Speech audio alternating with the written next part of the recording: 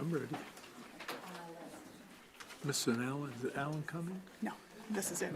Okay, we're ready to go when you're ready. Hey. Welcome, everyone. Hold on, I need a pen.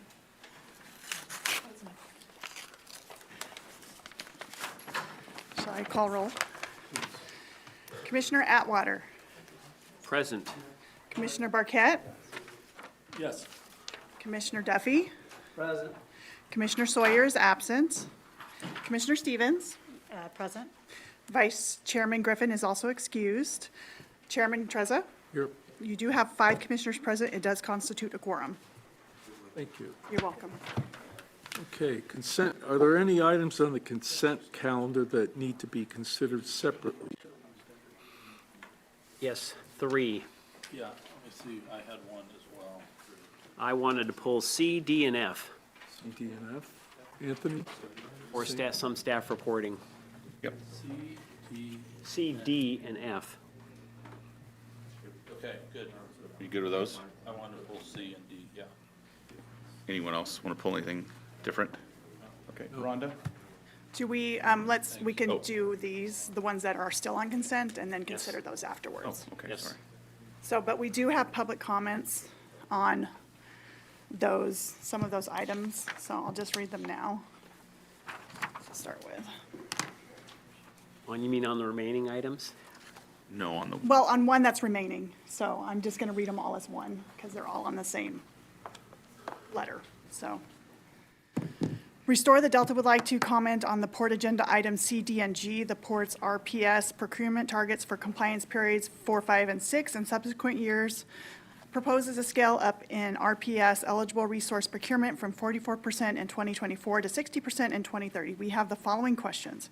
How does the port plan to meet these procurement targets when it has failed 2 reporting periods in a row to comply, and when the total energy demand of port operations is likely to increase significantly with new electrification investments?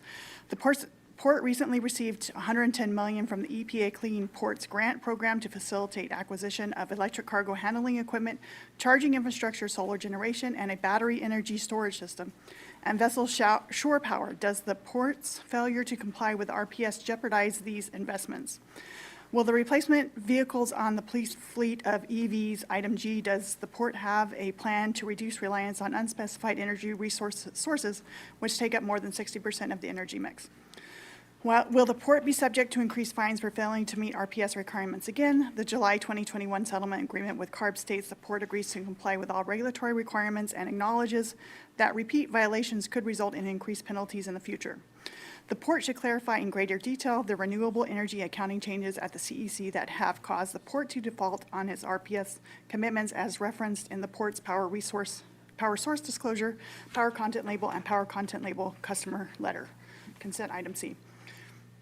The port cites renewable energy accounting changes at the CEC in its power source disclosure consent item C as causing RPS default, yet simultaneously invokes delay of timely compliance rules in its RPS procurement plan. Consent item D, citing transmission constraints, permitting issues, and transportation electrification. These seemingly contradictory explanations require clarification. As a major economic driver in the Delta region, the port's environmental commitments significantly impact community health. We urge development of a transparent, detailed plan for achieving renewable energy obligations, including clear strategies for reducing unspecified energy reliance and concrete steps to overcome compliance barriers. This is from Restore the Delta. Those are the only ones I have online. I don't know if anybody's on the public. Okay, so we'll A motion, complete- a motion to approve the remaining consent. Do I have a motion to approve the remaining items on the consent agenda? Moved.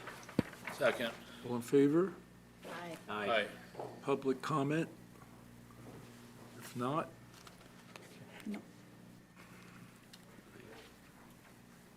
okay, so Rhonda, and/or Steve, you guys ready to address? C and D. Jason, you're taking that. So these items were on consent because they're typically just compliance regulatory items. So with the fact that they're not, I'm going to ask Steve to come up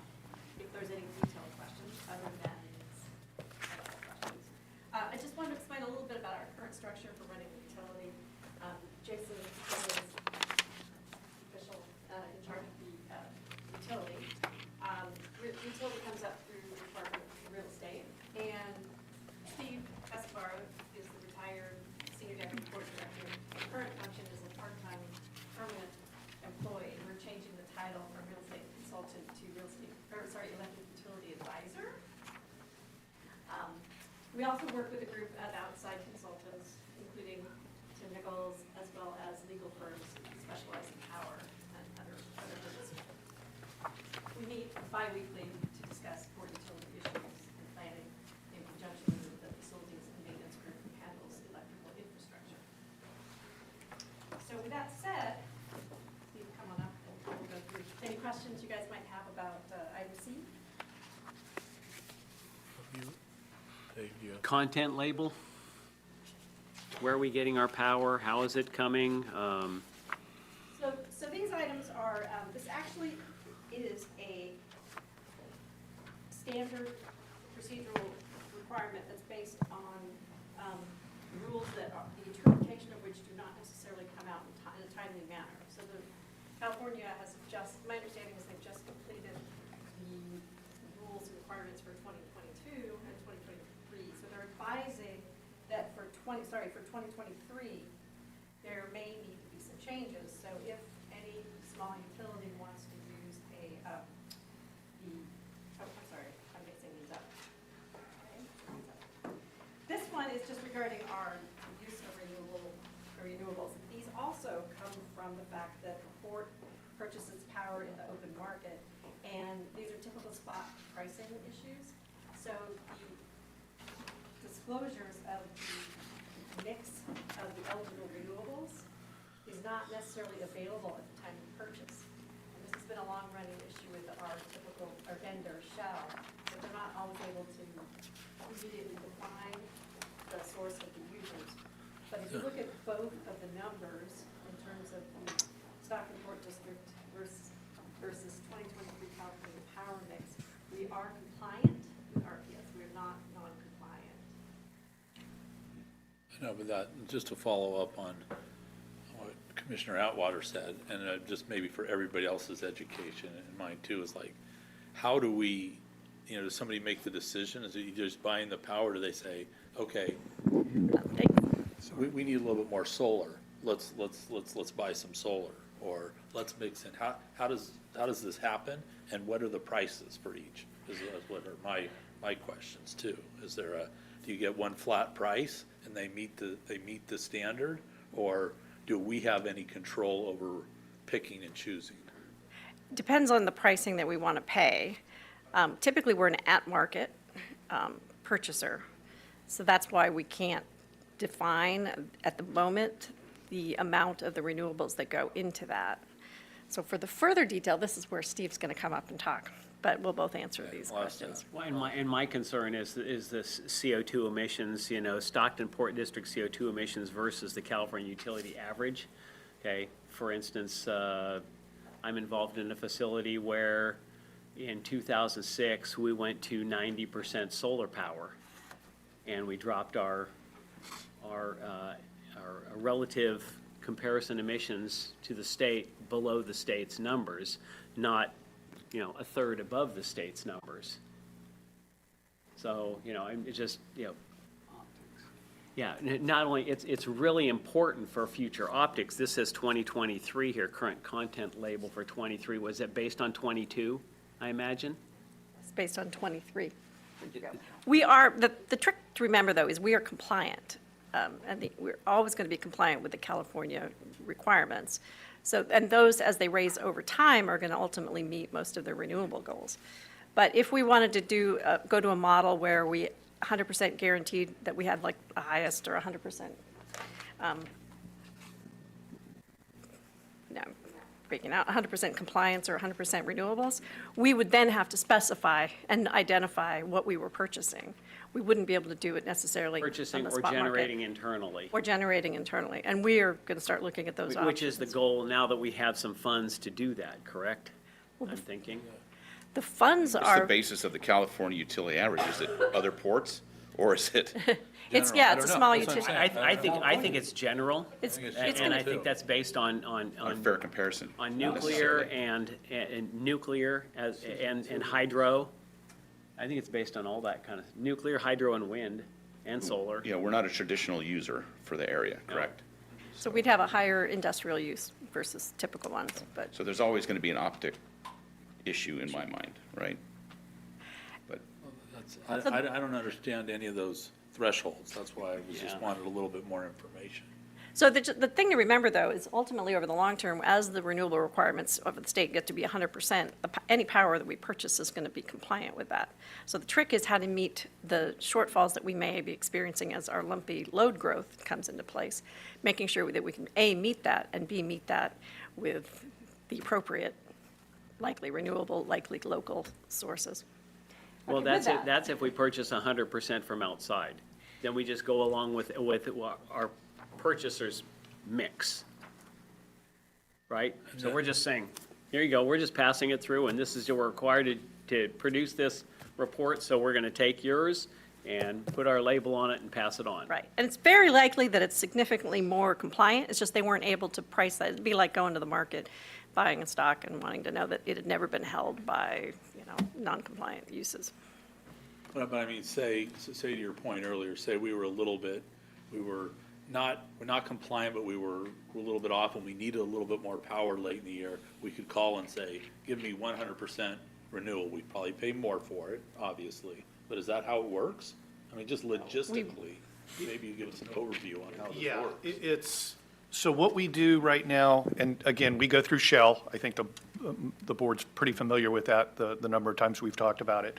What we tell Shell is basically, we're at market, we want to be California compliant, and that's it. We're not setting some higher benchmark for them to go out and get, additional renewable. We could, but we haven't done that. We're, again, price sensitive. It goes back to our rate-based customers on what they're going to pay. So, then we're coming back to the board, doing rate adjustments if we want to start exceeding, what the minimum qualifications are for that. So with this power content label, power source disclosure, that is really just an informational item that the state has come up with so retail customers can get a sense of what the power mix is that they're receiving. It's really just an informational item. It's not a violation. The letter that the board's received, they're kind of convoluting the two differences between what that power content label does and really what the RPS schedule is. So as an example, RPS schedule for 2023 is 41.3%. We are compliant because we buy the RECs based on that table. It progressively goes up. We'll get to 60% by 2030. And those are the marching orders that Shell has, is, hey, keep us compliant, buy that requisite number of RECs to make us compliant, and those are retired each year. As an example, CEC is about 2 years behind in looking at these reporting periods. Right now, we're in the 21 to 24 reporting period. They just finished 22. They haven't even touched 23 yet. So there's about a 2-year lag as to when they look at those, review, and come back and tell a utility that you're compliant. So, and we've hit the mark on all those. And that's all through Shell. It's all through Shell. That's our power provider. So could you have more than one provider, or you generally have to pick one first?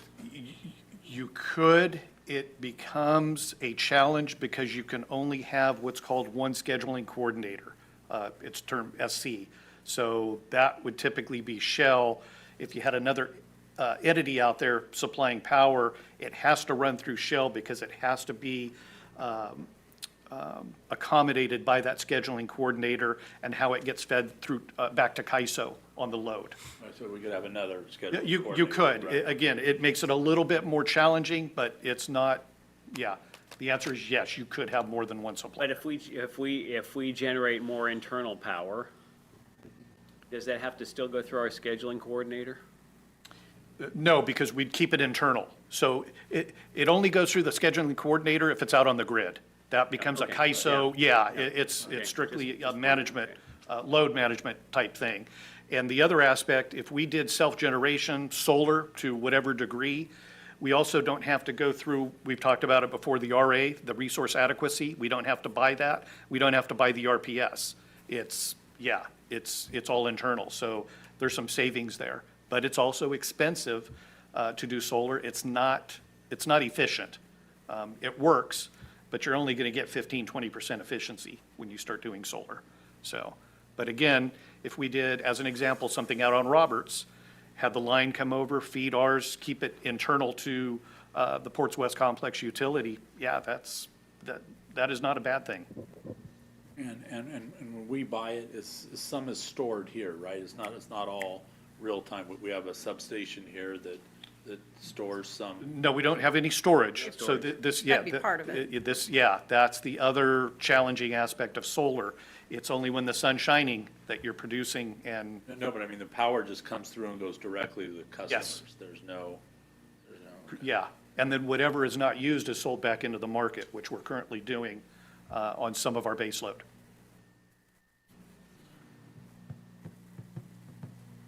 So I don't want to, so explain what you just said there. So you do have to time all of the purchases, and if not, it gets sold back out? Absolutely. So. Probably much less than what we bought it for, Yeah, right? so in a general sense, when we did our contract in 2020, we were running somewhere between 4 and 5 megawatts.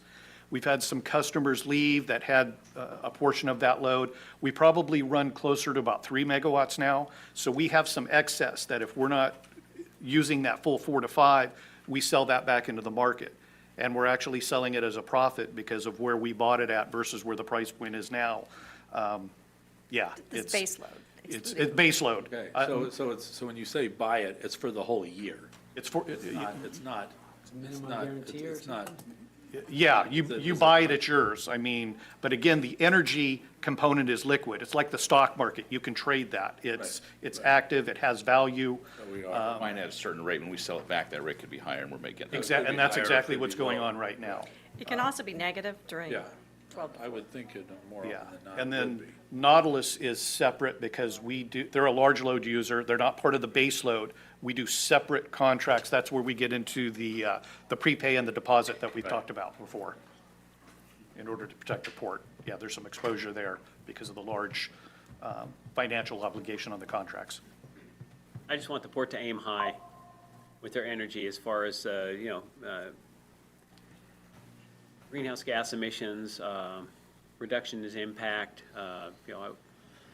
just like I've done personally, you want to aim high. You want to be ahead of the curve, not behind it. Yeah, and we can talk to Shell to see if there's some other Well, avenues. we received a grant that that talks about solar generation and battery investment and things like that, because, solar only works during the daytime. It's a very regular curve until the sun goes behind a cloud, and then it goes, and it has a big hole in it, and then when the sun comes out again, it works again. So, I would agree with what you just said, and I think all that, and I know we've shied away from it in the past, but that's one thing I'd like to see us kind of lean into in the future, is trying to get ahead of it, especially if we have such a huge grant, and So maybe it's- take a look at our own generation too. That's how we would, because we're completely beholden to what Shell does, right? Or Correct, what we tell yes. them, right? We have zero control over Right. Destiny, whereas. for the period now- of this contract, which ends, when? Shell contract? When does that end? Our years worth, right? well, the energy contract was 5 years, so the end of '25 is our energy contract. We'll have to come back to the board To look at. in '25. Pretty soon. So I talked with the chairman before, and I think now with the strategic plan, the process we're in, it would be worthwhile to get an ad hoc together, That was- which we okay. discussed. Good. That was Putting that good. together for alternative energy or whatever we want to call it, which, Perfect. Well, we have in place, we're just starting a system impact study with PG&E to assess the transmission capability of the whole system and if there's Yeah. any upgrades, because we have these large users that we need to bring on board. It's very lumpy load growth. And 3-4 megawatts is not that much. No, I mean, 5 to 6 when you No, have Nautilus in there, But- and then going to 15, But and we're then looking potentially at 30. 32, 33 Right. here down the road with these other projects. That's That's a lot significant. different, right? That's a lot different, but it's. Question, can you just explain to me the greenhouse gas emissions, the 615 Port District versus 373 This number. on the chart that's on the table? That is just the way the contracts are purchased from Shell, or through Shell. So Shell goes out on the active market. You'll also notice there's an unspecified power. So when they're out there procuring power, they're 5-minute increments, they're out there. It's again, like the stock market for an analogy. They don't necessarily know, because it's so active, exactly what the power mix is on every component of the energy that they buy. And that factors into that greenhouse. So is the 615 is based on this power, not on what the port's doing? I mean, not on everything else going on? Right, Okay. it's based on the makeup of these contracts and all the component, yeah, which again, Shell could not even tell us and they go through this with the CEC every year, and so do other utilities, about, what is the source of that power, what's the makeup? Like I said, you can't trace it back exactly. Okay. You probably could, but I don't think anybody has that kind of time or money to do it that way, so. for Although you lack can of a get an better app on answer. your phone that reports what the sources of California power is, varies by hour. Yeah, There's an app on your yeah, phone where you can look it yeah, up. exactly. What portion's coal, what portion's nuclear, what portion. Hydro, And hydro, solar, Right, wind. averages, right? It's What's it's all, that? it's all Yeah, down there. exactly. So, But again, those numbers are compliant, correct? Yeah, again, those are just information sharing at that point. The states, there's no violation, based on that letter. And the CARB reference that it's talking about, that was an administrative issue. It was nothing to do with RPS. If the board, I think some of the members, right, we had the board did a resolution authorizing the port director to oversee the utility, make certain decisions. When we reported, this goes back to like 2010, 2011, 2012. The port director made that decision. Ultimately, in 2017, when we finally found out about the reconciliation that the CEC had done, they said, no, your governing board needed to make that decision. The port director, that was the issue, had nothing to do with RPS compliance at that point. It was an administrative issue, so set the record straight.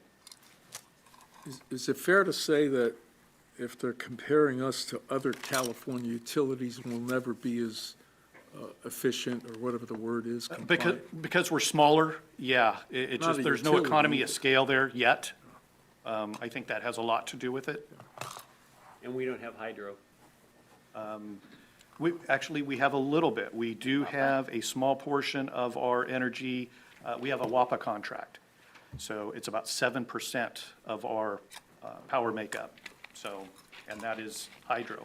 Unfortunately, the state doesn't let you count hydro as renewable. Go figure. They count it though for themselves. I think you're absolutely right on that. Yeah. They do. Yeah, again, these are some of the balancing acts you have to do on this stuff. That kind of ties into D then with our renewable energy resource procurement plan for the period that we're in right now, 21 to Yes. 24, right? Yes. So, long story short, when that plan originated, this goes back to 2020, the board approved that plan. That's, the governing body has to do that. We got notice from the CEC in October that for reporting year 2024, which is what we're in, if you're going to make any adjustments to your cost limitation program, you need to go back to your board and get it done within the 2024 calendar year. So that's what we're doing here. We were still covered under the previous, and typically what we did is we talk about a 10% operating reserve. So if we violate that, that is our out with the state. If there's some kind of compliance requirement that is too onerous for the port, so the port doesn't get into financial distress, we can call in that cost limitation and say, hey, we can't go any further, we've went as far as we can, we would still be deemed compliant. What we've done in the plan right before you is we've actually specified a dollar amount. We went back, looked at the contracts, that's the $773,000. So for that reporting year, if trying to comply with RPS, we went beyond that dollar amount, we could call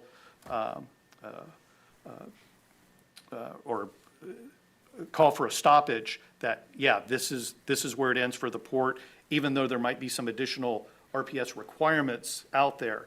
once we hit that dollar amount, we can actually stop. And again, these are all things set up, the state allows this, all the utilities have this. And again, it's to keep you financially solvent. Should the state change the rules or introduce new rules, that's what that protection is for. And the state will do that from time to time.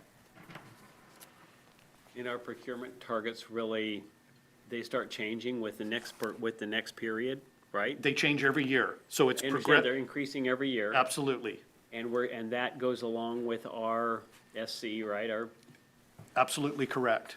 That is how, when they go out, when we're doing RPS compliance, they are purchasing the RECs to meet that state requirement. So we are spot on with that, yeah.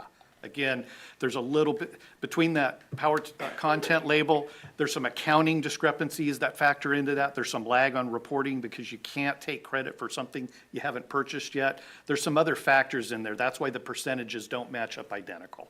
and what may our liabilities be with any of this? Or do we have any liabilities here at all? No, not at this time. Okay. No, we are, again, we're compliant with the last reporting period that was just signed off in 2022. 2023 will be next, and we don't anticipate any problems for 23 or 24.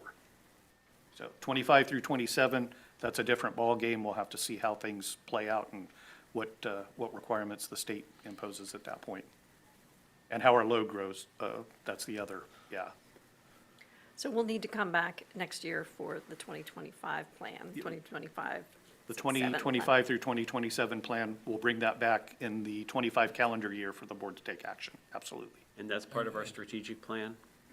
It's, I don't know about strategic plan, it's actually a requirement of the I utility. understand, But yes, it should be a component of that, And that goes along with our renewal of the SC, right? absolutely. So, yeah, next year. Yeah, all these things are intertwined, yeah, at the end of the day. So what's the next step? We're looking at C and D right now. Shall I, Make a motion to approve C and then D.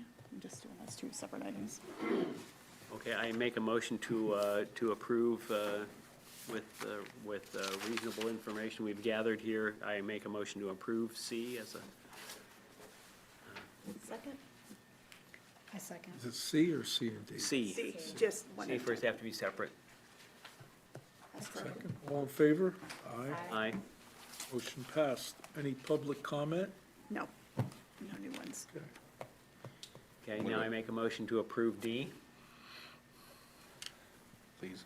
Do you have a second? I'll second. All in favor? Aye. Aye. Approved. Clear as mud. Yes, That's the power. totally agree. Totally clear, right? Yeah, We'll be back. Totally agree. We'll be back. I'll Yes. agendize it next year when we have the renewal. Agenda- Welcome to our world. Thanks. Thank Found you. our- Jason, will you want to address F, please? Yeah, so item F of the consent calendar is for a recommendation for the board to adopt an urgency ordinance for the Port of Stockton, making findings and affirming applicability of the Harbors and Navigations Code, Section 1198, for pilots commissioned by the Port of Stockton or otherwise providing piloting services to, within, and from the Port District. So Section 1198 of the Harbors and Navigations Code is titled Pilotage Services, Rates, Charges, and Exclusions. And essentially, the section of 1198 that we're really focusing on is the statutory immunity that's granted in 1198 for pilots commissioned by the Port, Stockton Port District, providing pilotage services. So the statutory immunity is for the vessel to either defend, indemnify, and hold harmless pilots as a result of damage or loss that was incurred as a result of pilot's error, omission, fault, or neglect. So essentially, this arose out of the incident that happened at Dock 1213, in which a vessel that was coming to dock at 1213 collided with a section of the dock, causing damage. Through the various investigations, this came up as potential uncertainty as to whether or not that immunity afforded in Section 1190 applies to Stockton Port District commissioned pilots. So what we're asking the board to do today is just to affirm that section 1198 applies to pilots providing pilotage services to and from and within the Stockton Port District, as well as that they are commissioned by the Stockton Port District. So this reaffirmation was needed for what reason?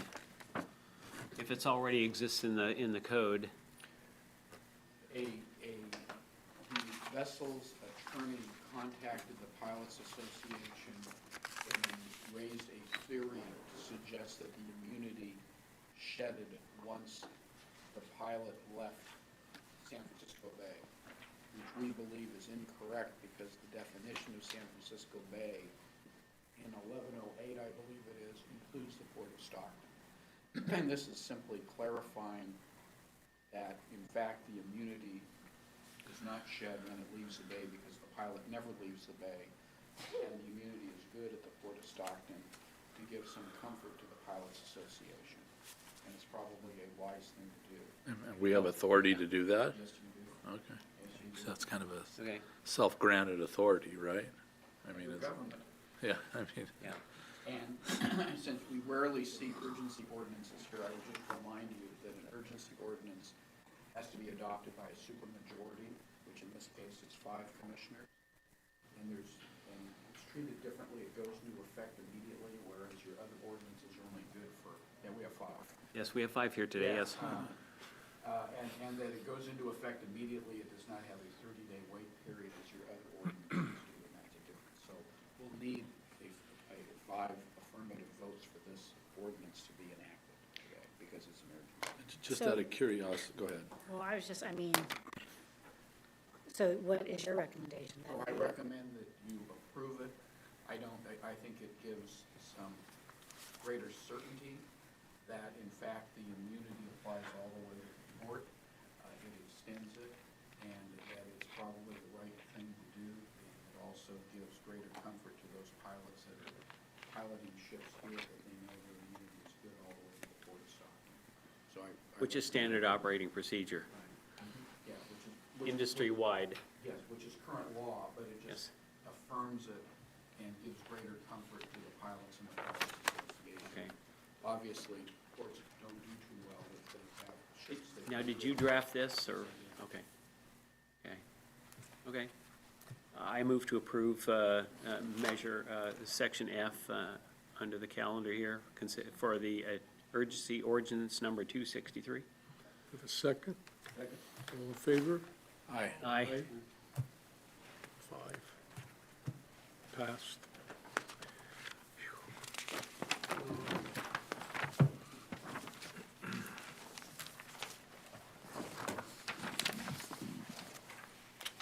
There's no public comment on that, I presume.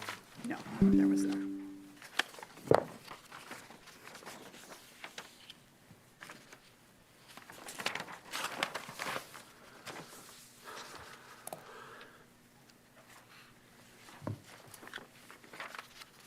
Kirk, you ready to take over the agenda?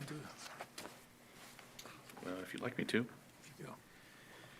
Okay, so agenda item 5 is consideration of possible approval of a categorical exemption 15269 and 15301 pursuant to the California Environmental Quality Act, authorization for port staff to file a notice of exemption related thereto, authorization for the port director to execute change orders 2, 3, and 4 for contract number 4-24-4 with Vortex Marine Construction Incorporated for an amount not to exceed $1,579,292. Authorization for the port director to execute a contract amendment to MPSA 08140 for construction management services with Dillon Murphy Consulting, civil engineers for repairs to dock 1213 for an amount not to exceed $119,600, and authorization to amend fiscal year 2025 capital improvement plan, 2024 through, I'm guessing that should be 2025, capital improvement plan project SP 2024-42 to 5.6 million and appropriate additional funds in the amount of $1.8 million. Jason? So this, these two, or everything Kirk just referenced, is against the existing project, Dock 1213 Dolphin Repair Project.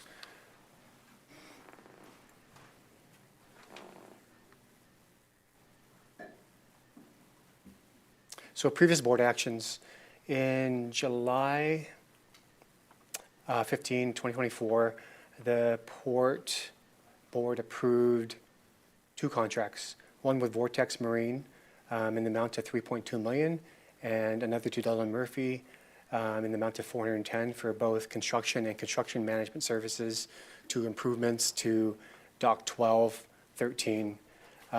Later, the board approved Resolution 8520 on August 19th and authorized a change order for 146 to remove piles at Dock 14 on the east side. For consideration today, there are two additives to this existing contract. One is to repair damage at Dock 1213 as a result of a vessel strike. The other additive is to include crane demolition and crane removal.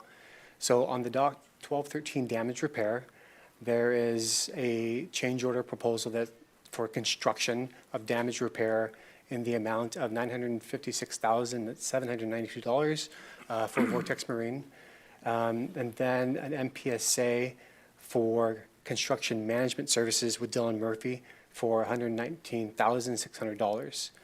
Separately, the other additive is to include crane demolition and removal, and that is for cranes located at Dock 1011 for the amount of $268,000 issued to Vortex, and for the crane at Dock 3 in the amount of $354,500 to remove a crane at Dock 3 as well.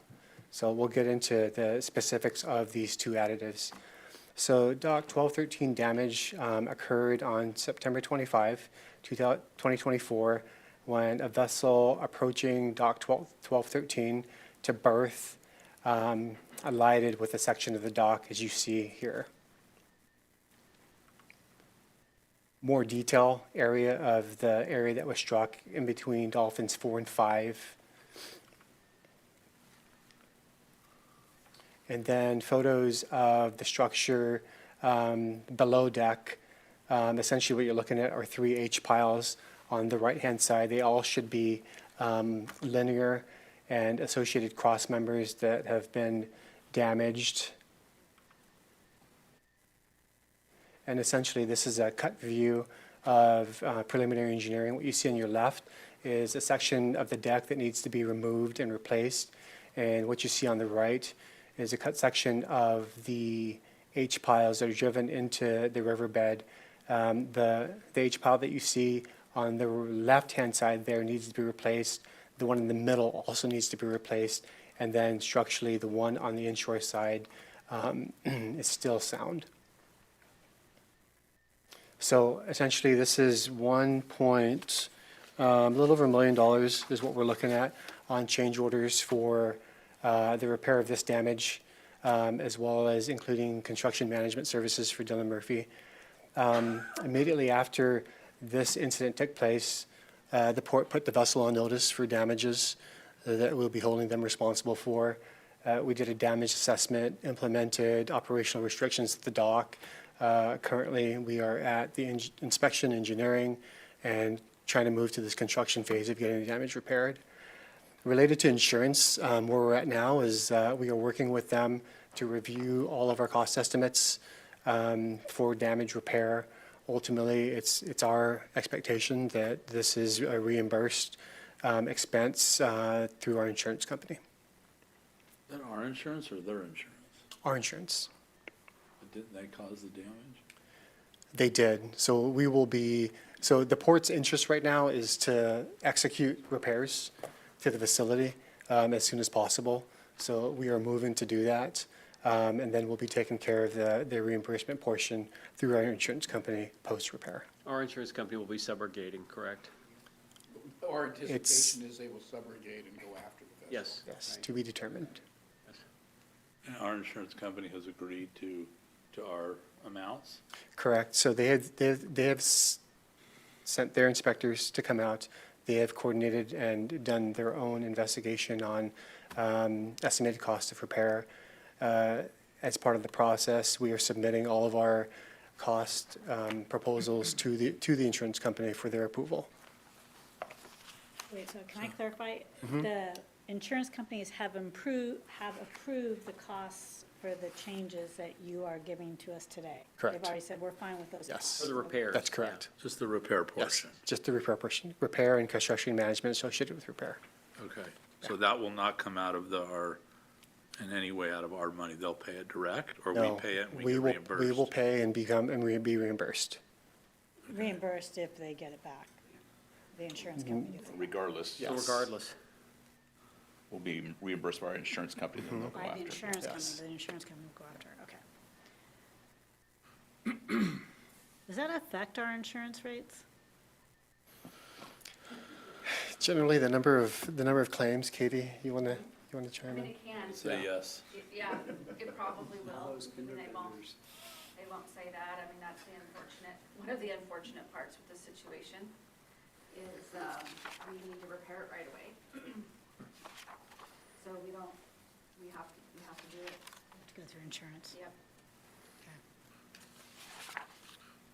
I mean, the other option is we don't go through our insurance and we go after the vessel for damages, and, the timing related to that is unknown.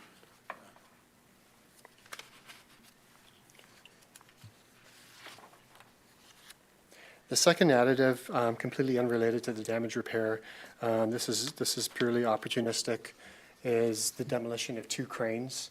One at Dock 1011, the other at Dock 3.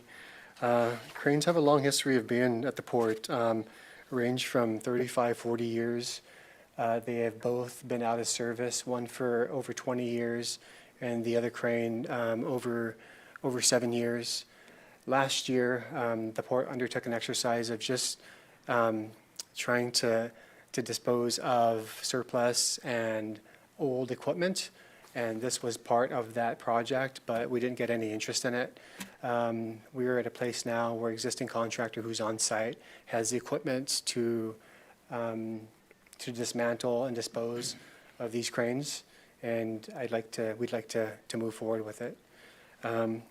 Total cost is $268 for the crane at Dock 1011 and $354,500 for the crane at Dock 3. And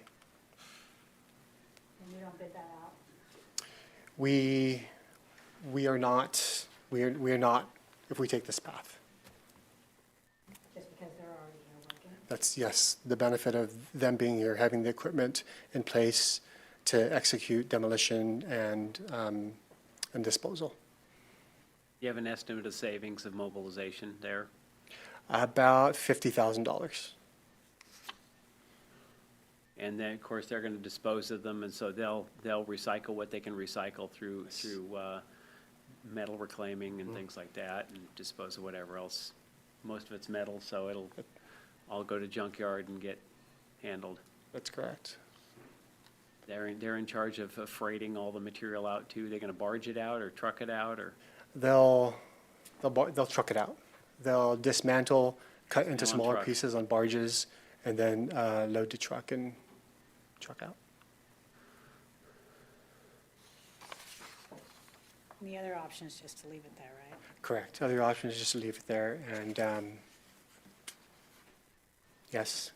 Someone else pumps into the dock, Well, we're just waiting for something to happen, right? like it falls Yeah. or something. There's no need for them to be there. We just need to spend the money. Yeah, this is housekeeping. Be a liability. No value left in the cranes. Not for 20 years. Just the scrap metal the scrap value that they will recover while they're doing the job, because they happen to be here with the equipment to do the job. Yes. So change order 3 and 4 is the cranes, right? Change order 2 and 3 are the cranes. Okay. Change order number 4 is the construction for damage repairs. Okay. That, you think insurance will come back and cover? Correct. But you're not showing it there.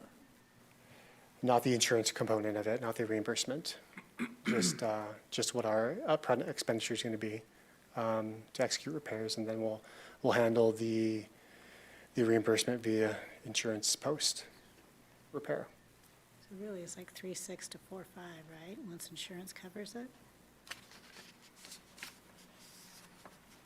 Yeah. I'm sorry, I didn't. Yeah. Yeah, my eyes went back in. Okay.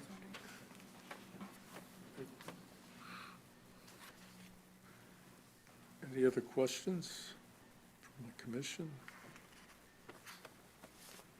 Public comments? So requested actions, adopt CEQA exemption pursuant to CEQA guidelines, section 15269 and 15301, and authorize port staff to post the notice of exemption. Authorize the port director to execute change order 2, 3, and 4 for contract number 4244 with Vortex Marine Construction for a total of $1.579292. Authorize the port director to execute a contract amendment to MPSA 08140 with Dillon Murphy for construction management services for Dock 1213 damage repairs for a total of $119,600. And then to amend the fiscal year 2024 to 2029 capital improvement plan project SP 202442 to revise the total project cost to $5.6 million, appropriate funds in the amount of $1.8 million. Sorry, That's what's going this? to be net of the repair, right? No. that's Net of the after, repair that's is why going I to say be we're- $1,076,000.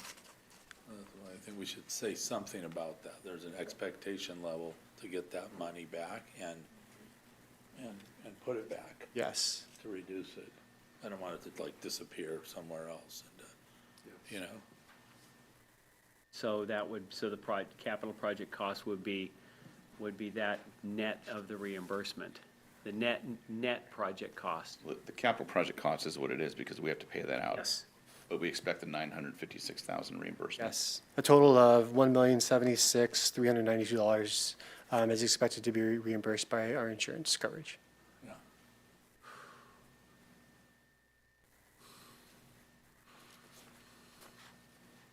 So are you asking that's in writing somewhere? Yeah, That I- we I- expect insurance to reimburse?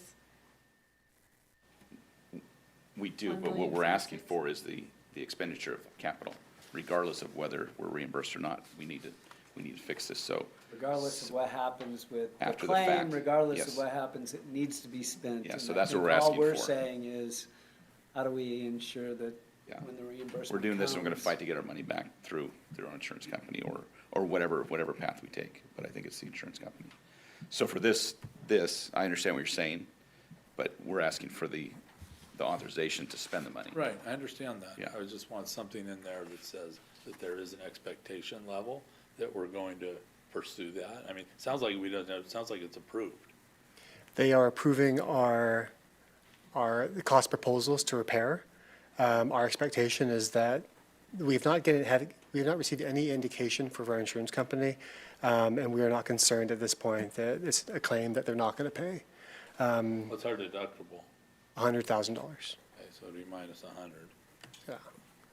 Mr. That we Lopez, would- Perhaps you could, as part of the motion, instruct the port director to give you a report in like 90 or 180 days as to what has happened with respect to. That's fair.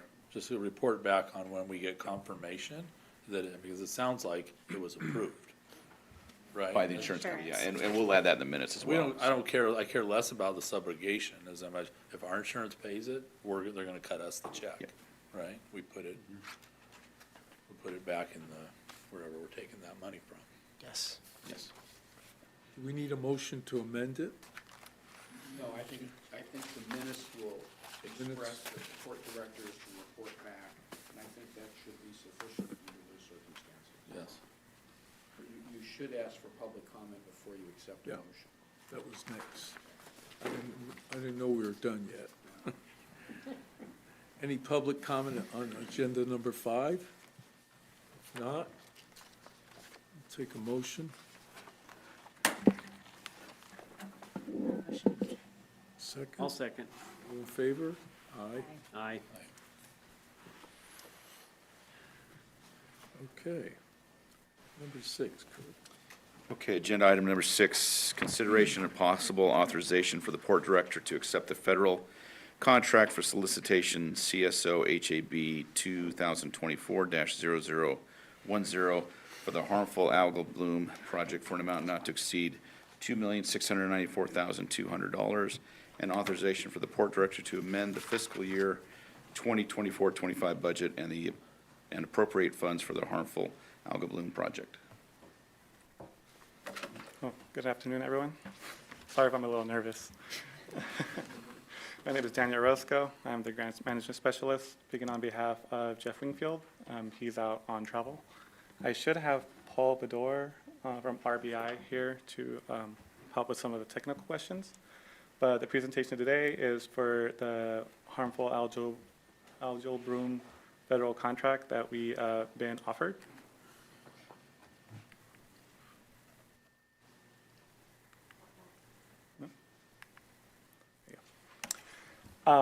So a quick overview, the U.S. Army Corps of Engineers Research and Development Centers Environmental Laboratory sought expert technical support, demonstration of a scalable freshwater harmful algal bloom prevention, detection, and management technologies. Paul Bedore and RBI identified the Stockton area as a good place to solicit a project since cyanobacterial harmful algal blooms have been a Delta issue since 1999. Stockton area has been recognized as a hotspot and has been persistent with blooms since 2012. Our project is, we're proposing to dredge an area approximately 8 acres in area at the Stockton waterfront. It's around Lake McLeod, I believe. McLeod Lake. McLeod Lake, yeah. And so the timeline is 2 years to study and categorize the area, and then we will dredge in October or November due to our expectation that the bacteria will be settled in the sediment. And then after that, we will do a 2-year study and monitor the area to see if it had any effect. The main technical lead will be Robinson Bryant Inc. in collaboration with the California Department of Water Resources, UC Merced, Restore the Delta, and the Central Valley Regional Water Quality Control Board. The port will be assisting in the dredging operations itself due to our experience with our maintenance for dredging. General benefits to the port is that, algal blooms are an environmental hazard, so there'll be benefits to the public and environment. Oxygen levels will hopefully increase, as well as aquatic wildlife. Yes. Is this the hyacinth or is this something different? Sorry? Algae? It's different. Yeah, okay. That stuff that floats on top, not grows on top. Yeah. And the color of the water. Yeah. Yeah. Yeah.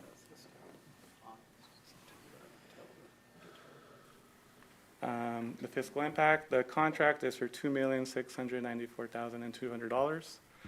The federal contract will fully fund the entire project. There is no match required from the port. They'll pay the entire thing.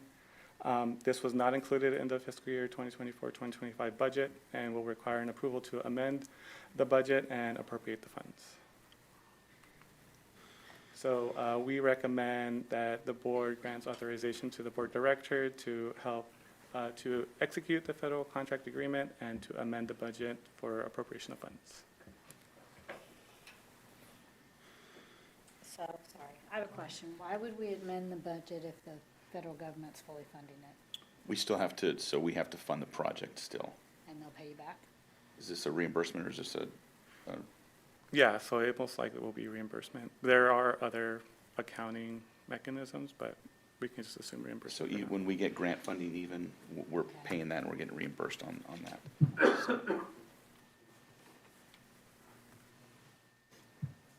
Any other questions?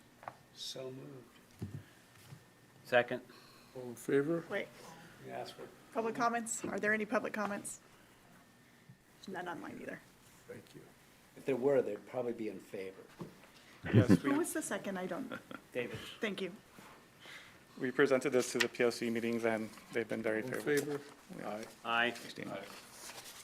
Do we do any PR around this? Because I noticed like Restore the Delta is one of the. We will. Show that we're working with them and stuff. We will. Yeah.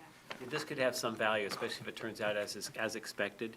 It will change the nature of McLeod Lake and how it looks and And the how it smell. smells. The smell in the Yes. summer and later on, yeah. Yes, yeah, It'll have a lot of good, a lot of public good. yeah. Even though it's not specifically within the active port region. It's really in downtown How long will Stockton. we have that benefit? Yeah, it's a 2-year study after, so I'm not sure. Guess we'll find out. Hasn't been done before, I don't think. So. Okay, agenda item 7, consideration of possible authorization for the port director to enter into a program supplemental agreement with the California Department of Transportation and authorization for the port director to purchase one zero-emission rail car mover and DC fast charger from BJAC utilizing grant funding in the amount of $1,842,092.37. Jason?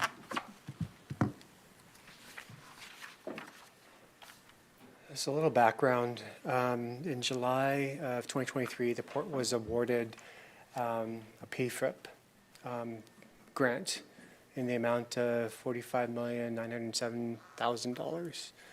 Major project components of that project one was port rail infrastructure, so it included the long lead, the double track, and the rail bridge replacement. And on the rail equipment side, it included the funding for a zero-emission rail car mover.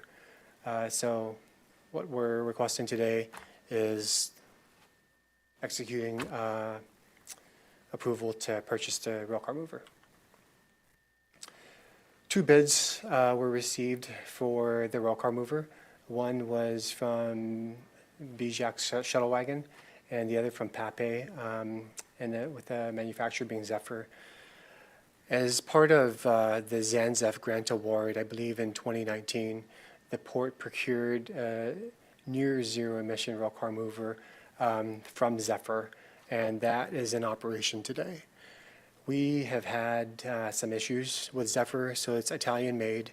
All the parts essentially that need to source come from Italy, so there's a large downtime and delay of access to parts. In 2019, there was no other technology battery-wise other than lead acid for this type of equipment, so we were very limited. We have done our due diligence and have identified the shuttle wagon, which costs more, but from a manufacturer perspective, from a battery type perspective, it being lithium ion, and it being manufactured in the US, we're identifying that this is a better fit operationally for our needs.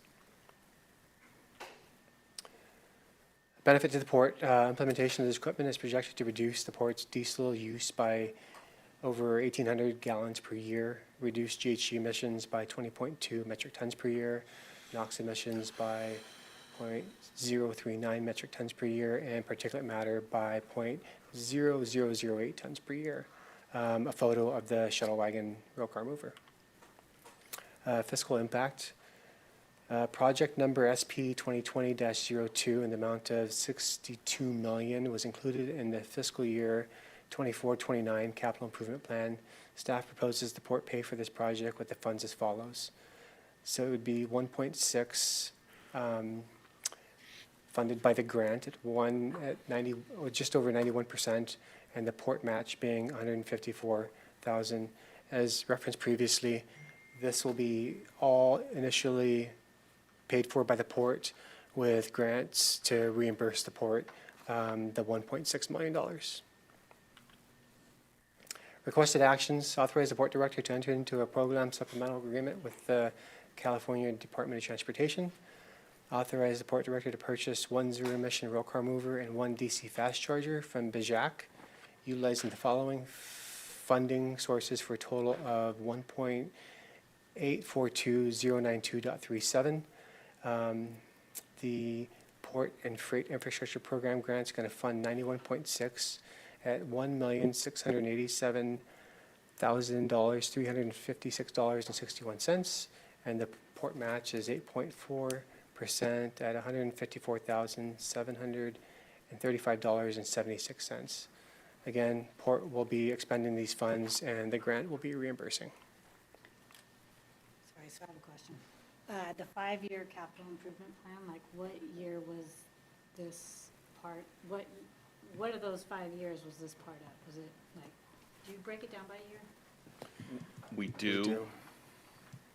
With that said, we haven't done a good job of past year one or year two until last year.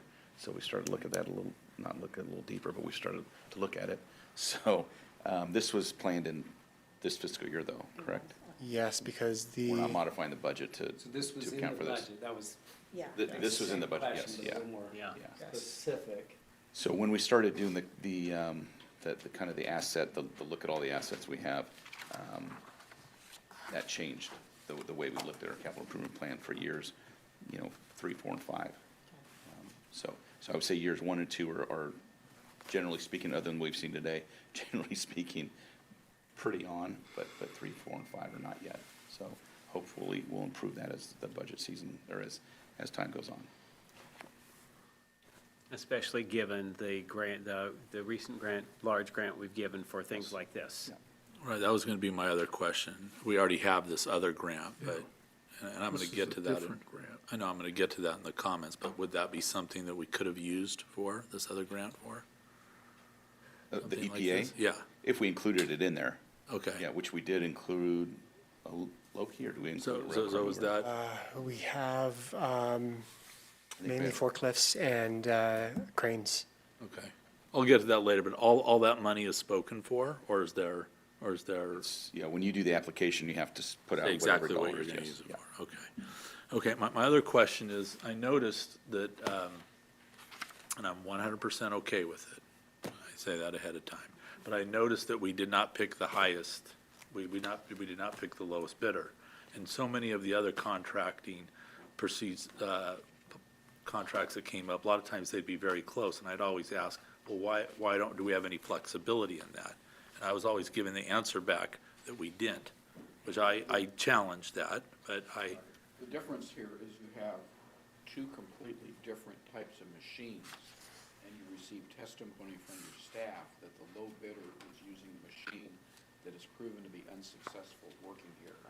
Jason can give more detail, but basically, they weren't a qualified bidder because they were proposing a machine that the port does not want to use, has history with, and has not worked.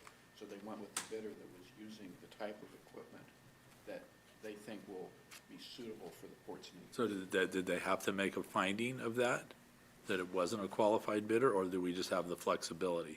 I'm talking about, talking more to you about. You've really got an apples, this is unusual in as much as you have an apples and oranges situation, that one bidder came in with one type of equipment and the other bidder came in with the other type of equipment, and that gives you the alternative in that case to say, no, this is the machinery we want. Perhaps they were given, I don't know what the bid looked like, I wasn't involved in this, but my presumption is they were given the alternative of what type of machinery they wanted to propose, and the other simply proposed machinery that this port did not want, and therefore they ended up not having a good, well, not in a Right. legal sense, but in a functional sense, did not have a good bid, because we're not gonna buy a machine we don't want that doesn't work for us simply because it's cheaper than the machine that works. Okay, and there's a little subjectivity in that too, and I just say that in terms of, I believe we should have that flexibility on contracting as well, because If we have a low bidder who we've worked with in the past and we're not comfortable with them, we do not have to accept that. Right, low okay, bid. that's what I'm just saying, and it would be, You have discretion, but it's not absolute discretion. got it, The I got it, discretion we has have to discretion. correlate to say Those are- either that the bidder is unqualified, or there's some other problem. Or the other with- bidder's more qualified. Well, no. It's not the size of olives at the grocery store where they're large and extra large. If the bidder's qualified, you can't say someone is more qualified. That, in a contract that's subject to the public contracting law, you do not have that sort of latitude. If we have you find- historical experience with them, though, and we find that it wasn't a satisfactory experience, then they're not qualified in our If mind. someone is not, if you have A that's the low bid and someone else is right behind them, you can't take B because you like them better. You can find A by statute as unqualified for a couple of reasons, but you cannot simply go to B because, quote, you like them better. You don't have that sort of discretion when you're dealing with public money. I can give you, I mean, I can, if you want, if you No, ask, I think can give you a that's right. I think follow-up that's- analysis. No, Actually, I just say we have to make that, this is the first time I've seen that we've done it, and I've had issues with sometimes that, and you could, like in this case, you said it was the equipment. And if they were, if But, both of them but were shuttle, Pape is a billion-dollar company, so you can't say they're not qualified. if both of them were shuttle wagons, and Jason was saying, take Bajac, I would say you can't do that. Okay, but, If they were both shuttle wagons, I'd say, no, you can't take the other guy, you gotta take the 1.4, you can't take the 1.8, unless you have experience with Pape, and there's a reason they're not qualified, clearly, they're a huge company and they're qualified. yeah. And they're different pieces of equipment. It's One's, all on- one's lithium ion and one's lead acid. The distinction is the different types of equipment. Yes. They're both qualified, it's different types of equipment, and that's where it's treated differently than in the other instances that we've talked about.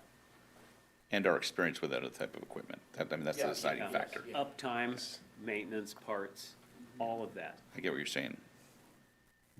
But most of those are construction contracts as well. Those are the ones that I'm talking about. You can try to make that, but, well, that's for another time if it comes up. I move to approve as recommended. Public comments, Not online. take your motion. I move to approve. Second. All in favor? Aye. Thanks, Jason. Yes. Okay, Committee reports. okay, I'll have to read this, huh? We're on committee reports. Committee reports? Okay.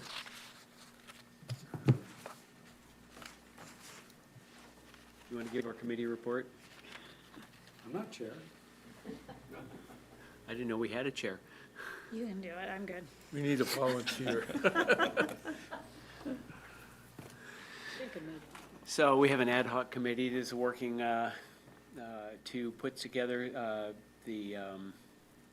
some evaluation standards, short-term evaluation standards for the director position, and we are progressing mightily on that and made a lot of progress today.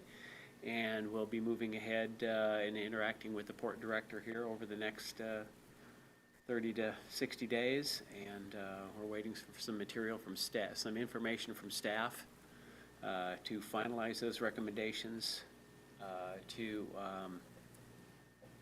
work with the director in a more quantitative method of determining performance evaluations for the port. So this is not hiring, it's performance evaluations. Okay. Are we gonna get some more detailed report on that before it's You looking to hire another port director? You know, we decided not Know to. with these people. Thank you for your input, though. I mean, It is Thank you it for your is for the service. Interim, the next 7 months. That's also going to serve as a benchmark going forward, once the strategic plan is completed and aligning it with those goals. But so I think in the next couple of weeks, we'll get as far as we can get, and then we'll share it with, We'll share it with the port, with the director and the rest of the commission yeah. for your input and follow-up. Ratification, whatever. I just had to throw in a no to you. So, Rubber what- stamp. are you working with staff on this? Yes, Katie's helping us a lot. Figured you. but other parts of the port will be involved as sources of information for metrics.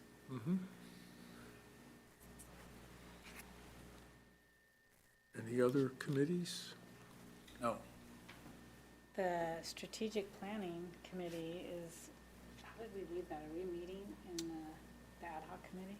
Yes, so we've been meeting internally, and I sent you all the information on that. So we'll meet on the 16th. Everyone agreed that that would work for them. So I think you have everything. As I meet individually with smaller groups and internally, I'll send you those details as well. And they're on schedule for like March, right, to complete it? Yes. Yeah. Yeah. Yeah, which is part of, I sent you the Gantt chart. I think I sent you 2 different emails in the last couple of days that has all that information. So if you have any questions, just let me know. Yeah. When you look You at answered it. the one Yeah, I was when you look asking, at it, let me know. where are they and when are they going to end up? But we talked about March. So that's one question I have. Is that being shared from the ad hoc to the other? Not this way apparently, but is it being shared with you guys to the other committee members, or do you want me to send what I send to the ad hoc to the rest of the commission? I mean, It I don't kind of have any defeats the objections purpose of an with ad that. hoc. Yeah. I think you should. Sooner everybody gets the Yeah. information, the better. Should that be coming from me or you guys? That would be up to Commissioner Duffy, somebody what are your else, thoughts yeah. on that? I don't think it really matters. We're Yeah. all working on it together. It's just Yeah. if you're gonna want us all up to speed, you're gonna wanna. You have better control. I guess that's my question, is as having an ad hoc committee, that's the point of the ad hoc committee. Should that information be coming from me? Because then what's the point of having an ad hoc committee, really? Well, I think this is a unique situation in that it's, you know, this strategic plan, I mean, and so anybody who really wants to weigh in, I think should be given the opportunity. That's why we said everybody should be interviewed. Agreed. Yeah. And in this case, I would say everybody, if they've got one issue or, you know, one particular thing that's not being addressed, the sooner we hear it, the better. Okay, so you're okay if I send it to everyone at the same time, Yeah. not just you guys? Okay. Yeah, just, I Yeah, mean, perfect. we're the ones that are, you know, kind of focusing more in it, maybe spending more time, but I, personally, if we're gonna hit these timelines, right, you hate to have somebody come in at the last minute and say, I didn't know we were going in that direction. That would be me. Yeah, no, it's a collaborative process. I If you agree. want it to work, you gotta include more folks in when it's the right time. Yeah. It's not my call, but also, that's, yeah, I agree. Send it, yeah. Okay. Commissioner comments? Port Director. Oh, sorry. Oh, so I have a few. So we all know we got the EPA grant. We found out Friday we did not get PIDP for this year. So we will have a debrief with DOT or MARAD, hopefully in the next couple of weeks, along with Rep. Harder's office, and to find out what we can do to be more competitive next year when we apply for PIDP. We had the POC meeting planned for the 20th next week. We've had to move that to the 4th of December. So there'll be an invite that goes out on that and a change on that. Last month, the end of last month, we had AAPA had their annual meeting in Boston, and Katie Miller graduated from her PPM program, Port Professional Manager Program. It's basically a master's level program, 250 hours or so. Wow. So congratulations to Katie on that. And I think that is it. Oh, we did have a couple leases. These were approved, you guys are aware, but we finally got the leases signed. One was for 58.73 acres. This was for the Trammell Crow. And the numbers are basically, Oh, my God. Yeah. It's done? Uh-huh. Lisa, Still my heart. did somebody sign? it's signed. It's signed. So I forgot about it. the operating periods, years 1 through 5, go between 969,000, you're up to 1.3 million, and then annual increases from there on out, which you guys are aware of, but maybe forgot. The other one was SQM. This is lease space in the West Complex, 120,000 square feet, 576,000 per year. There may be some land rent also, but that's to be determined.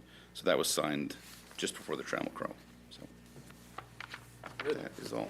Congratulations. Yeah. When will they Almost start? 2 million a year. So they'll start construction, Rhonda, we think, in the next next month? Barring some immediate atmospheric river. Next month, Really? yeah. Yeah, So Well, they gotta move the dirt, they're doing all the dirt Yeah. work. And then remediation, but- that's great. yeah. That was- Related to that, with the dredging that's going on around the port, are where those spoils are being put in our storage facility for use with construction Yeah, projects? that's typical, yes. Mhm. Yeah. Yeah, same thing when we do Stockton Soda, that material's waiting, Yes, so yeah. that's it. Okay. Commissioner reports, comments? None? Okay. So I just want to thank staff for when the Senate Pro Tem leader came out. He did a fantastic job. It was a great visit when Mike came out to see us and take a look at and the commissioners that were here too. Most appreciated, very good for us. And Jeff said he was very engaged, which was great. He Yeah. was very interested in what we're doing and how we're doing it, and then looking for ways for us to collaborate with the feds, with the local. Really, you're seeing a picture develop of how they want to handle things in the future. That's great. They want to be first in line for that kind of future. So, Yep. thank you all for what you did. It was a good meeting, good outcomes. Great. Good. I also just want to, I mean, I think it's great that everyone's keeping the strategic plan on schedule. And for the commissioners to do the interviews, all the staff doing all those meetings and everything, I think it's great. Good job. Yeah, I think a lot of that Shannon's been very good, and she's keeping us on track, which we needed, obviously. So it's been good. Yeah. She might be a silver bullet for you.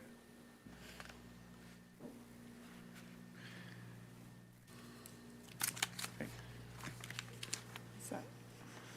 So, Public comments is next. Okay, so we have three. We've all received them. This is from Rita Frost.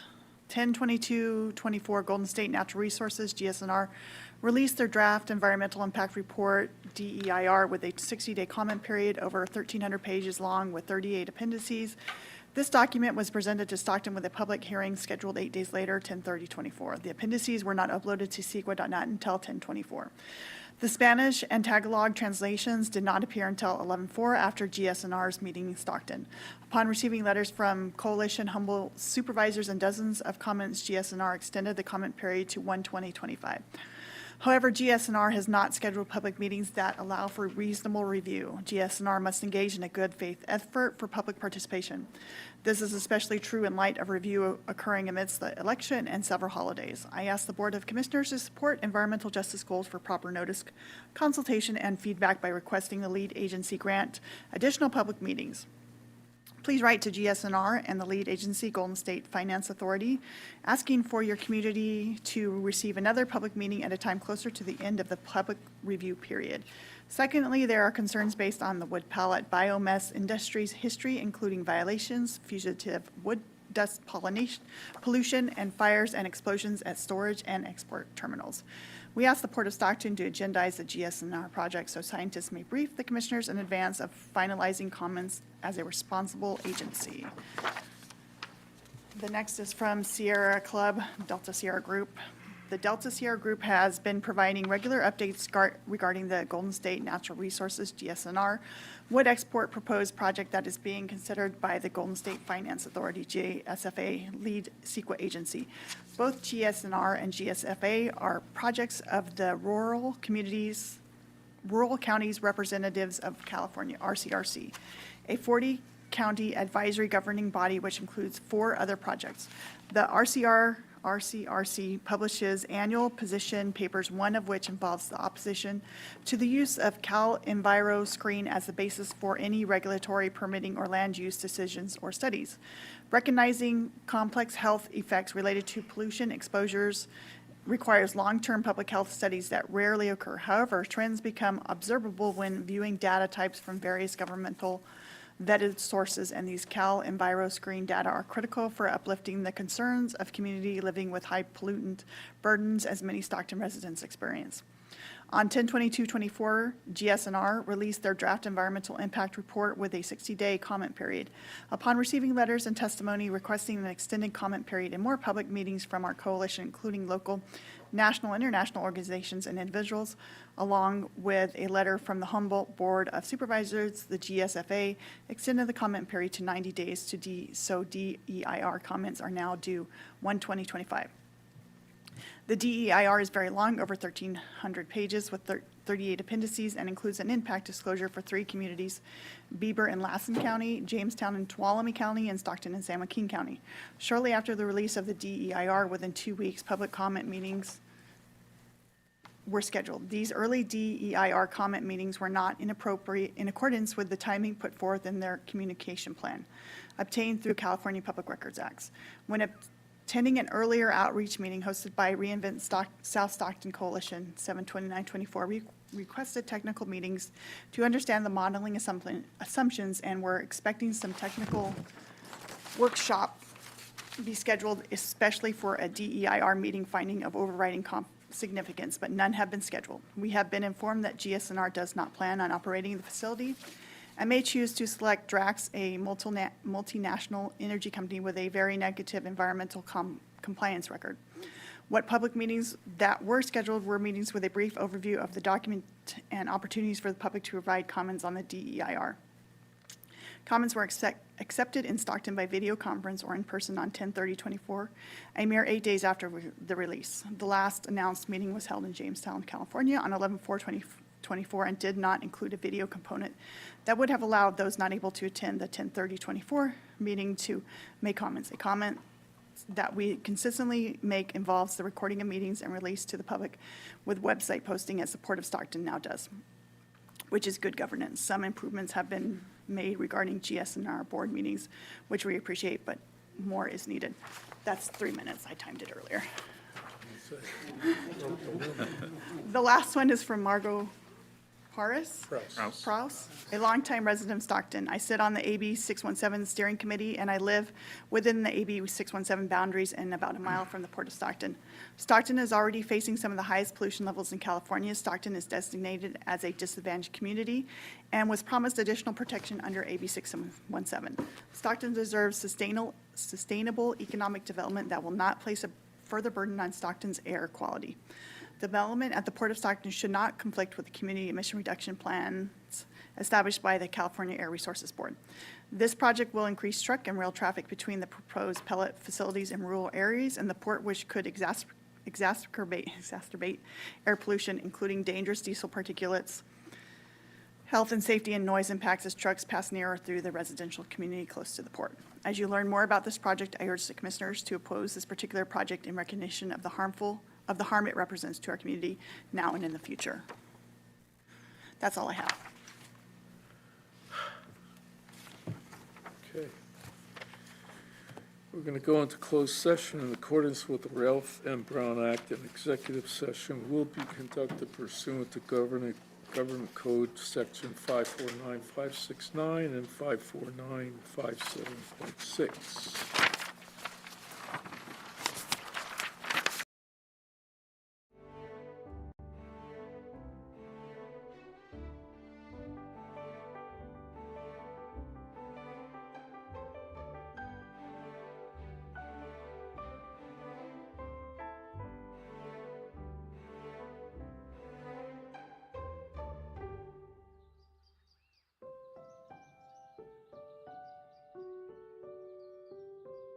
In 1845, when Charles Weber acquired a 49,000-acre parcel from his luckless business partner in exchange for paying off his grocery bill, he couldn't have anticipated what awaited him 3 years later.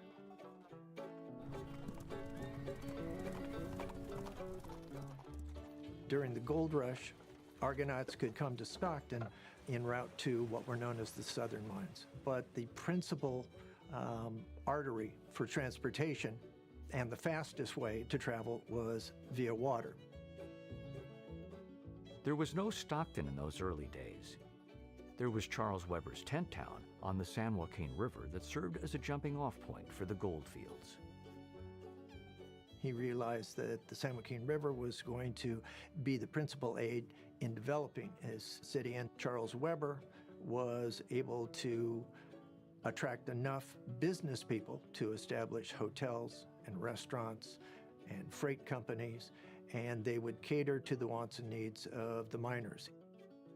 Those who did not make their fortune, in many instances, had been farmers in their previous lives. And coming back into Stockton or Sacramento, took a look around the Central Valley and realized there was great agricultural potential.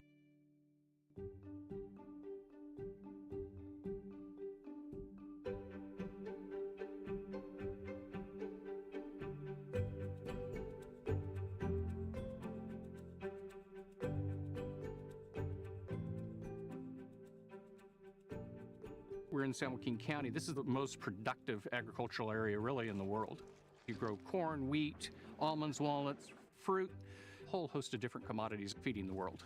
You couldn't have the unique agricultural environment we have without the river. That is what allowed this state to turn from a gold mining state, if you will, to a food state.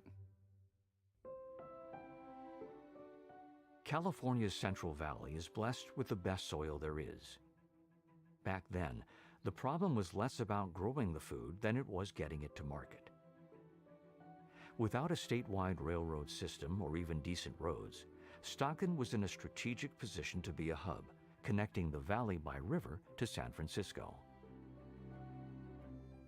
From gold rush days, riverboats carried passengers and cargo on a daily basis between Stockton, Sacramento, and San Francisco.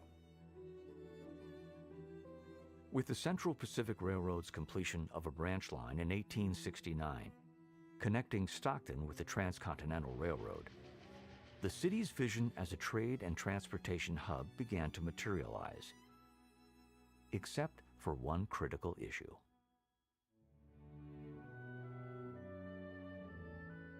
There were rather tortuous waterways leading from San Francisco to Stockton, weaving and turning through the islands.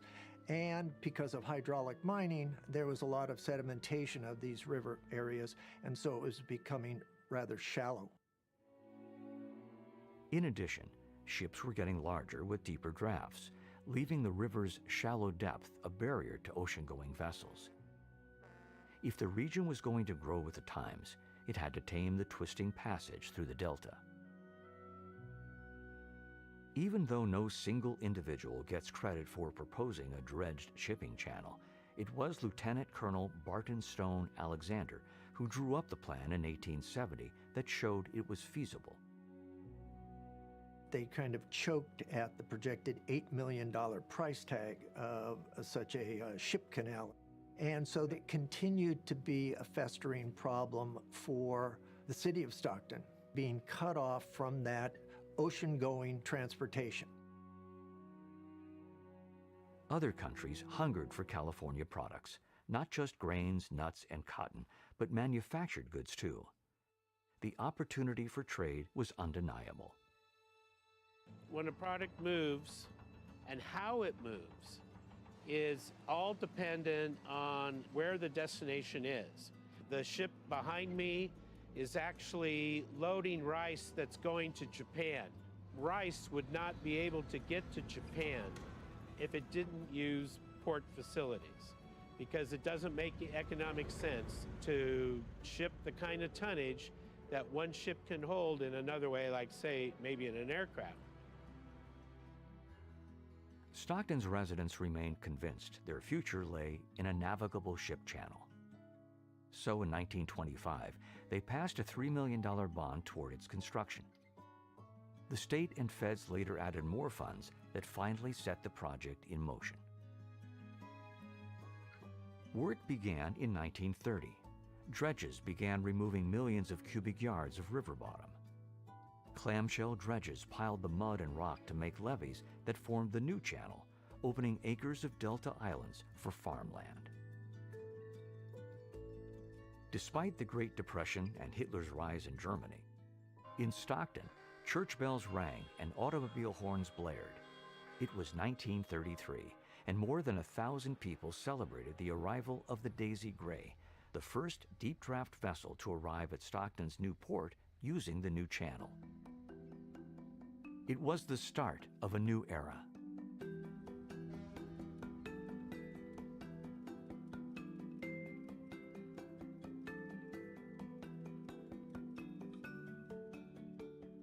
The local responsibility was to develop the facilities. So they developed the docks, the warehousing, the rail connection, many of which we're actually still using today. In my opinion, rail facilities are just as important to the success of a port as a dock. Central California Traction Company has been in business for more than 100 years. We are a small railroad that basically does all the railroad switching on the Port of Stockton, and we're going all day long. We get rail cars from 2 major railroads, Burlington Northern and Union Pacific, and we get those cars, separate them all out, take them to the customers, let them unload them or load them, and then take them back and give them to those Class 1 railroads. The port is a busy place, and they've got ships coming in, they've got trucks coming in, and if we didn't have the railroad here, you wouldn't be able to get enough trucks in over the road infrastructure that they have.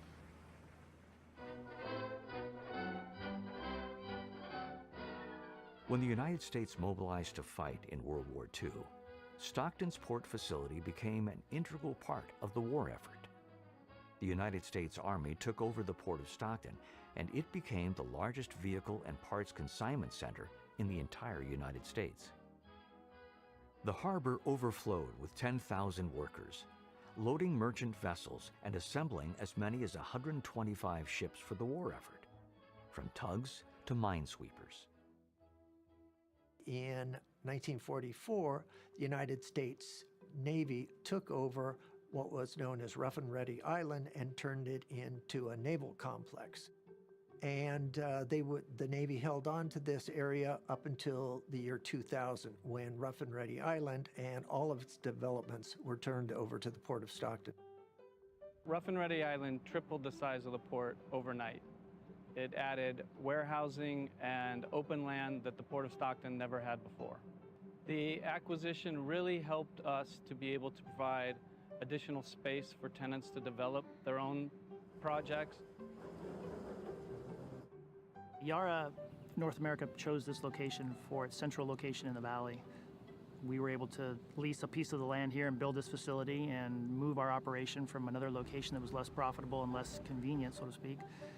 Keeps us competitive, keeps our costs down, and keeps us profitable, which is really what we're all about. The presence of global companies reflects the port's role in world commerce. Cargo crossing the docks has grown 176% in less than 10 years, making the Port of Stockton the 4th busiest port in California. I've seen the port get extremely busy. I was working when there would be maybe 1 ship every 2-3 weeks.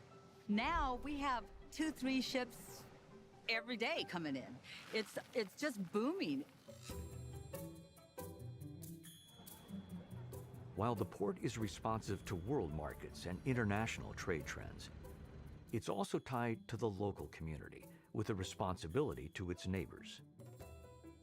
Today, the port supports more than 10,000 jobs, what I like to call family wage jobs, to become a major part of the economic foundation of Stockton and the greater San Joaquin County area. The port actually makes a major contribution through tax revenues that go into every facet of every service that's provided by the city of Stockton or San Joaquin County. The port absolutely is part of the community. The waterway is not just only our ship channel. It is part of the Delta, it is part of the Pacific Flyway, it is a recreation area, it is a fishery. One of the latest commitments the port has made is we have joined the Green Marine program. It looks at how ports and how maritime operations are being handled to reduce your impacts on the environment. At Antioch Dunes National Wildlife Refuge, we are working to restore the habitat for 3 species by placing sand material that comes out of our dredging each year. It's been an extremely successful project. The owls were here when we took over Rough and Ready. You know, the rodents like to burrow holes in our levees, and we use the owls, the Air Force, if you want to call them, to come in and reduce the rodent population. This wonderful group, Puentes, came to us, and they wanted to develop a community garden. And we thought it was a wonderful idea. We belong to a church in Sacramento, and a lot of the people are elderly and are really in need. So we thought once we start harvesting, we'll go and bless people so that way the people that can't get out, they'll have their fresh veggies delivered right to them. The power of one little seed to help people live more sustainable lives. Yeah, that's our goal. It could be asked, what's a maritime port got to do with community gardening? Or saving endangered species? Or running a tiny service railroad? Or any of a host of novel undertakings? It's being innovative. It's being responsive. It's being unique. But then, a bustling port 75 miles inland from the coast is unique.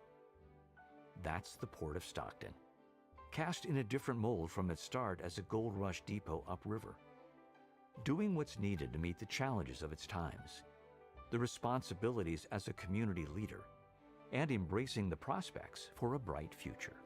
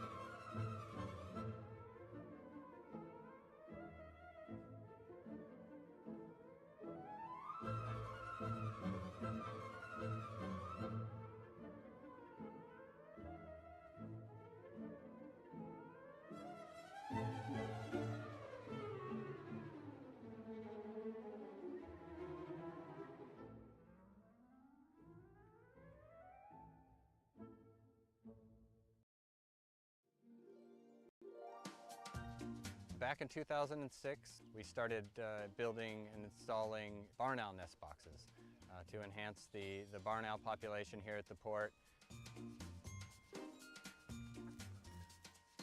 We put cameras in the boxes, put the images up on our website. I think we had 40,000 hits on our website just on the owls in 1 month last year. The public went absolutely crazy for it. We would post regular updates on the port's Facebook page, and we got many, many, many responses, lots of interested viewers. Absolutely beautiful animals. They've got a big white disc of their face that actually helps channel light and sound. So when they're out hunting at night, they are able to locate their prey. The islands here are all surrounded by levees. To maintain the integrity of those levees, it's pretty important that you keep rodents from burrowing and digging holes. These owls can eat up to 3,000 rodents in a single breeding season. So they're quite an effective method of rodent control. To our knowledge, we have increased the population quite a bit. This particular box behind me last year housed 7 owlets. They all survived to fledging, which is somewhat rare. A typical brood is more in the neighborhood of 4 or 5, but we have 16 of these boxes at the port, and so you do the math, there's a significant number of owlets being reared. I guess it's like the Field of Dreams. Build it and they will come, because they were here in short order, and this particular box has been in use every year since 2006. The point of the OwlBox program is to reduce pesticide use, protect our levees, and in the meantime, now we've got a great project we can also share with the public that creates interaction. The port wants to do everything they can to enhance the environment and support local wildlife.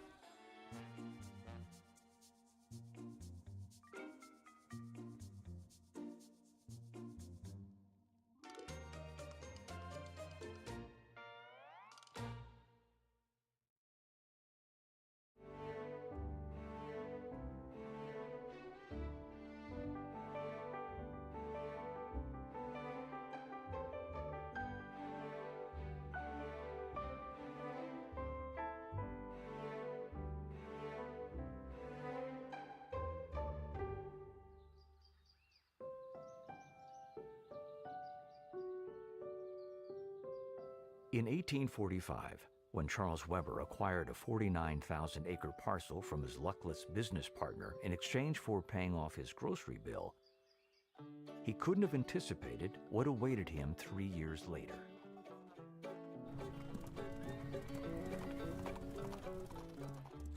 During the gold rush, Argonauts could come to Stockton en route to what were known as the southern mines. But the principal artery for transportation and the fastest way to travel was via water. There was no Stockton in those early days. There was Charles Weber's tent town on the San Joaquin River that served as a jumping-off point for the gold fields. He realized that the San Joaquin River was going to be the principal aid in developing his city, and Charles Weber was able to attract enough business people to establish hotels and restaurants and freight companies, and they would cater to the wants and needs of the miners. Those who did not make their fortune, in many instances, had been farmers in their previous lives. And coming back into Stockton or Sacramento, took a look around the Central Valley and realized there was great agricultural potential.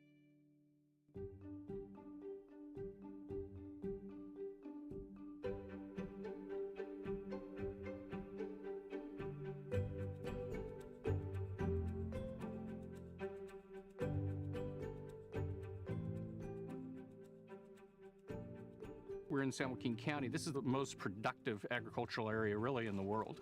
You grow corn, wheat, almonds, walnuts, fruit, a whole host of different commodities feeding the world. You couldn't have the unique agricultural environment we have without the river. That is what allowed this state to turn from a gold mining state, if you will, to a food state. California's Central Valley is blessed with the best soil there is. Back then, the problem was less about growing the food than it was getting it to market. Without a statewide railroad system or even decent roads, Stockton was in a strategic position to be a hub, connecting the valley by river to San Francisco. From gold rush days, riverboats carried passengers and cargo on a daily basis between Stockton, Sacramento, and San Francisco. With the Central Pacific Railroad's completion of a branch line in 1869, connecting Stockton with the Transcontinental Railroad, the city's vision as a trade and transportation hub began to materialize, except for one critical issue.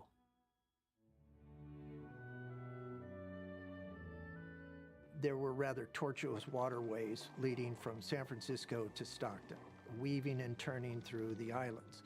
And because of hydraulic mining, there was a lot of sedimentation of these river areas, and so it was becoming rather shallow. In addition, ships were getting larger.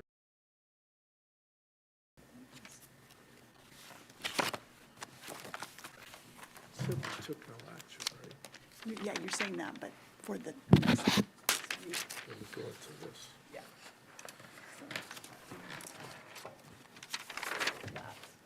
This. No, do this one, and then you're gonna go into it. We're good to go. Port Commission took no formal reportable action during the closed session. Agenda item 13. Consider. Item 13. Yeah. Yeah. Item 13, it's the port staff's recommendation that the Stockton Port District Board of Commissioners approve the adoption of the agreement with the International Longshore and Warehouse Union Local 6 as tentatively agreed upon. Need a motion?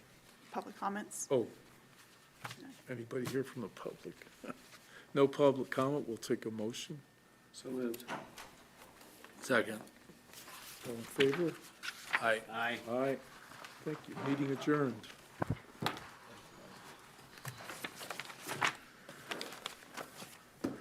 So isn't this the same? Oh, it's, that's not the report.